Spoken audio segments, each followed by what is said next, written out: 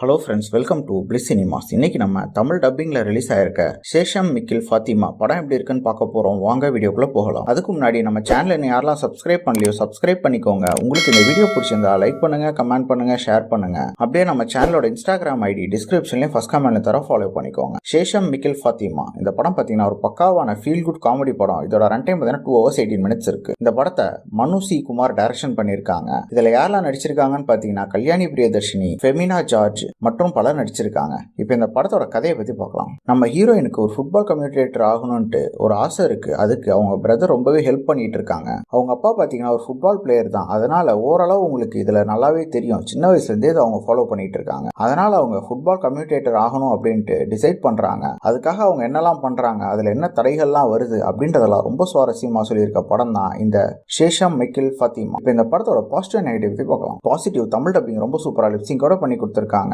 அதே மாதிரி பெர்ஃபார்மன்ஸ் பார்த்தீங்கன்னா கல்யாணி பிரியதர்ஷினி ஒரு சூப்பரான பெர்ஃபார்மன்ஸே கொடுத்துருக்காங்க. ஸ்டார்டிங்ல இருந்து எண்ட் வரைக்கும் படத்தை ஹோல்ட் பண்றாங்க. அவங்க வர ஒவ்வொரு சீனும் அவ்வளவு சூப்பரா அல்டிமேட்டா இருக்கு. அவங்க பெர்ஃபார்மன்ஸ்ல ரொம்பவே சூப்பராகவே பண்ணிருக்காங்கன்னு சொல்லலாம். மற்ற எல்லாருமே அவங்களுக்கு கொடுத்துருக்க ரோல ஒரு டீசெண்டா பண்ணி கொடுத்துருக்காங்க. படத்துல அங்கங்க வர காமெடி போர்ஷன்ல ரொம்ப நல்லாவே ஒர்க் அவுட் ஆயிருக்கு. அதே மாதிரி படத்துல வர ஃபீல் குட் எலிமெண்ட்ஸும் ரொம்ப சூப்பராகவே நம்ம கனெக்ட் ஆகுது. படத்தோட சவுண்ட் எஃபெக்ட்ஸ், பிஜிஎம் எல்லாமே ரொம்ப சூப்பராகவே இருக்கு. சினிமோட்டோகிராஃபில ரொம்ப சூப்பரா கலர்ஃபுல்லா பக்காவா பண்ணி கொடுத்துருக்காங்கன்னே சொல்லலாம். ஸ்கிரீன் பிளே வைஸ் பாத்தீங்கன்னா படத்தை ரொம்பவே பிளாட்டா தான் எழுதி எடுத்திருக்காங்க. பல சீன்ஸ் வந்து நமக்கு ரியலிஸ்டிக்கா தெரியவே இல்லை. அதை மட்டும் இன்னும் கொஞ்சம் இவங்க கரெக்ட் பண்ணிருக்கலாம். இவங்க கேரக்டர் ரைட்டிங்கும் பெருசா பண்ணாதனால நம்மளால ஹீரோயினை தவிர வேற யாரோடையுமே ஃபாலோ பண்ண முடியல. இந்த படம் வந்து 2 மணி நேரம் 18 நிமிஷம் போகுது. அவ்வளவு பெரிய கண்டென்ட் இதுல இல்ல. ஜவ்வா இழுத்துருக்காங்க. அதனால பல சீன்ஸ் வந்து இவங்க கட் பண்ணிருக்கலாம். பல சீன்ஸ் வந்து ப்ரெடிக்டபிளாவும் லேகிங்காகவும் தான் இருக்கு. ஓவராலா பாத்தீங்கன்னா இது ஒரு ஒன் டைம் வாட்சபிள் படம் தான். பார்க்கணும்னு ஆசைப்படுறவங்க ட்ரை பண்ணி பாருங்க. என்ன வீடியோல சந்திக்கலாம். தேங்க்யூ.